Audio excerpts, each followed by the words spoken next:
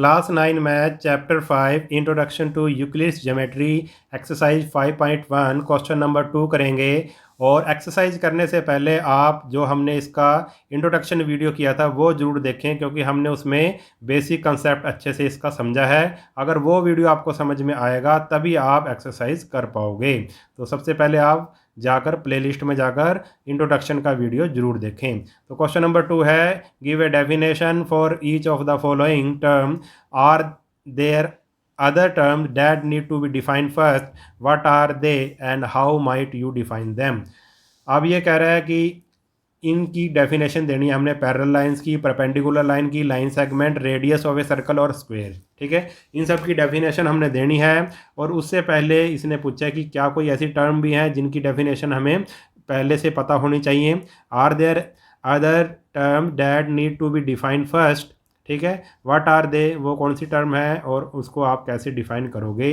तो बहुत सारी टर्म हो सकती हैं, इनको डिफाइन करने से पहले तो हम लिख देंगे भाई, there are other term which need to be defined first they are.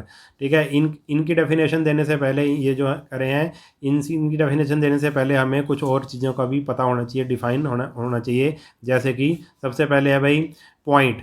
ठीक है, हमने अपनी तरफ से लिखा है ये पॉइंट की डेफिनेशन क्या है। A point is that which has no part, a dimensionless dot which is drawn on a plane surface is known as point की डेफिनेशन क्या होगी भाई। जैसे हमने एक प्लेन सरफेस, ये एक प्लेन सरफेस है पेपर, इस पे एक ऐसे हमने डॉट बना दी।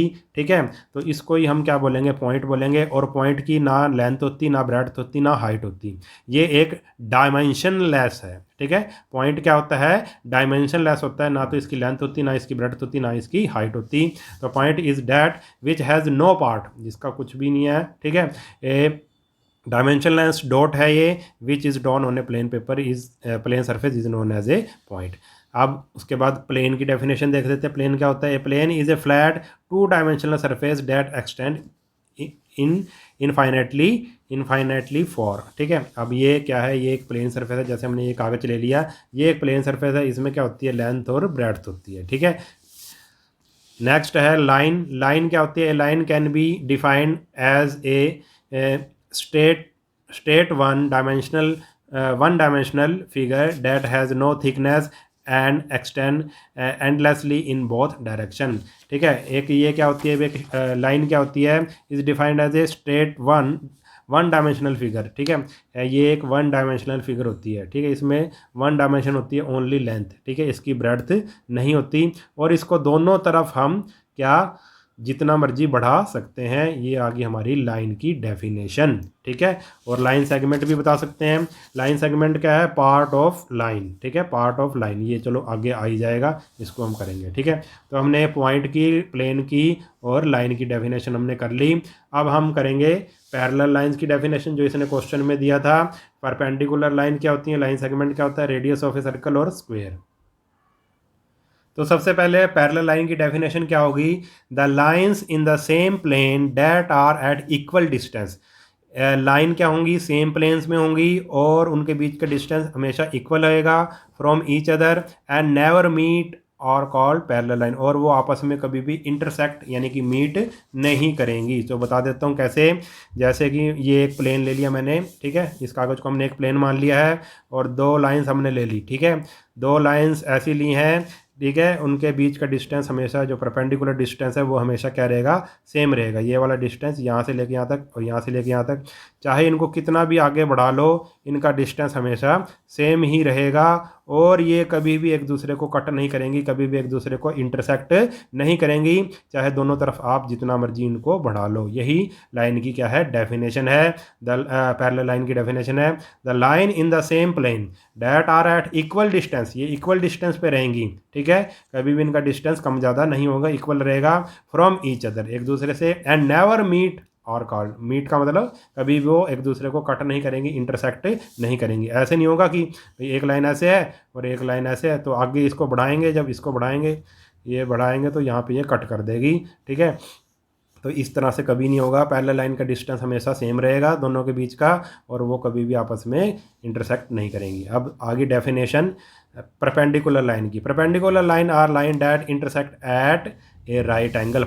ये तो बिल्कुल आसान है। परपेंडिकुलर लाइंस वो होती हैं जो एक दूसरे को 90 पे इंटरसेक्ट करती हैं, 90 के एंगल पे, राइट एंगल पे इंटरसेक्ट करती हैं। एक लाइन ये ली हमने, मान लो ए बी, और दूसरी ली बी सी, एक दूसरे को ये कहाँ पे कट कर रही हैं, एक दूसरे को ये 90 पे कट कर रही हैं। तो ये होती हैं भाई perpendicular lines. Perpendicular lines are line that intersect at a right angle. Right angle का मतलब आपको पता है 90 डिग्री के एंगल पे एक दूसरे को कट करें तो उसको बोलते हैं हम परपेंडिकुलर लाइंस। उसके बाद आ गया लाइन सेगमेंट। ये तो बिल्कुल आसान है।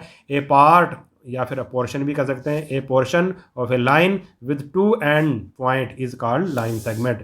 लाइन जो होती है, पहले लाइन को समझो, लाइन का कोई और छोर नहीं होता, जितना मर्जी बढ़ा लो, ये इनफाइनाइट होती है, इसको माप नहीं सकते हम।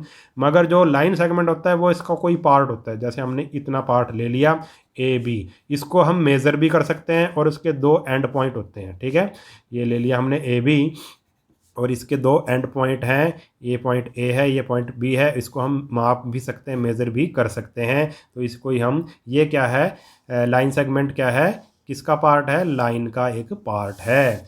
ए part of a line with 2 end point, इसके 2 एंड पॉइंट हैं हमारे पास ए बी, ठीक है, is called a line segment.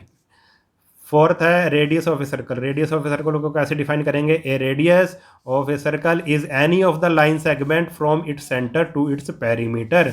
Radius क्या होता है, जैसे ये सर्कल है, हम ये कह रहे हैं भाई लाइन सेगमेंट, कोई लाइन सेगमेंट, ठीक है, is a any of the line segment, कोई भी लाइन सेगमेंट कहाँ से, सेंटर से लेना है लाइन सेगमेंट और कहाँ तक लेना है, उसके पेरीमीटर तक। ये क्या है, इसका पेरीमीटर है, या इसको आप सर्कमफ्रेंस भी बोल सकते हैं। ठीक है, सर्कमफ्रेंस कर लो, पेरीमीटर। यहाँ से लेके, सेंटर से लेके उसके पेरीमीटर तक, सर्कमफ्रेंस तक जो लाइन सेगमेंट होगा, की लेंथ होगी, उसको ही हम क्या बोलेंगे, रेडियस बोलेंगे।